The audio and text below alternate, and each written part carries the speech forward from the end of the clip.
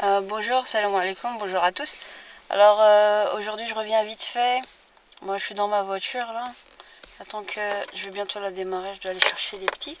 Mais je voulais revenir sur l'affaire Menel que l'on a vu ces derniers temps sur sur les réseaux sociaux, dans les chroniques journalistiques, concernant le fait qu'elle avait dû quitter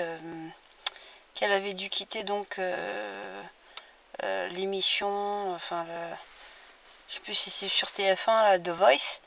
Et pourquoi? Parce qu'elle aurait tenu donc des propos sur Facebook d'il y a 2 ans par rapport aux attentats.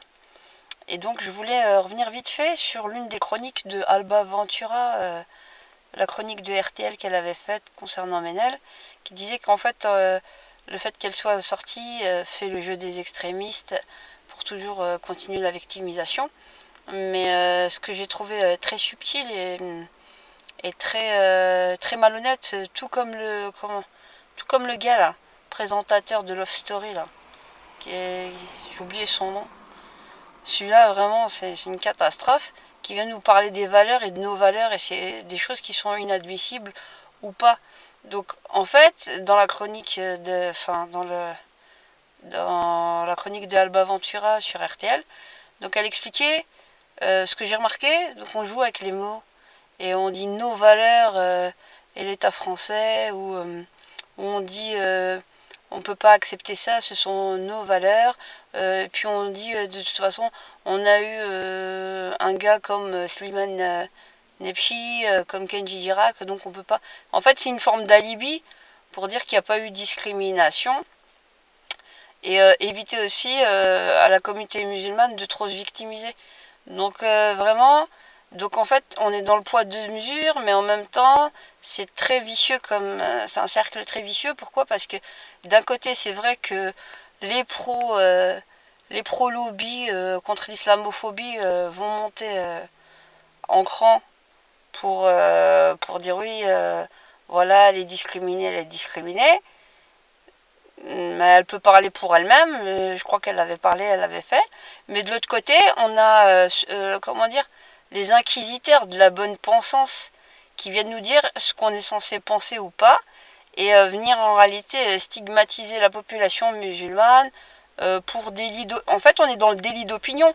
Mais bizarrement, M. Éric Zemmour, lui, s'était défendu devant le tribunal quant au délit d'opinion, qu'il avait le droit d'avoir des opinions et qu'on ne pouvait pas lui dire que que ça devait tomber sous le couvert de la loi, puisque c'est pas un délit d'opinion. Et là maintenant, aujourd'hui, donc Menel, qu'est-ce qu'elle avait fait il y a 2 ans? Donc il y en a beaucoup qui l'ont pensé de la même manière, et c'était pas forcément des musulmans qui ont pensé. Elle était dans l'ironie en fait. Et bizarrement, justement, Madame Alba Ventura, et comme à tant d'autres, les valeurs notamment que nous avons en France, c'est l'ironie et l'humour. Et ça, c'est un socle commun, normalement, de tout Français qui se respecte. Hein, que ceux qui n'ont pas vu Rabbi Jacob, qui n'ont pas vu Fernandel, qui n'ont pas vu beaucoup d'humoristes, le Père Noël est une ordure.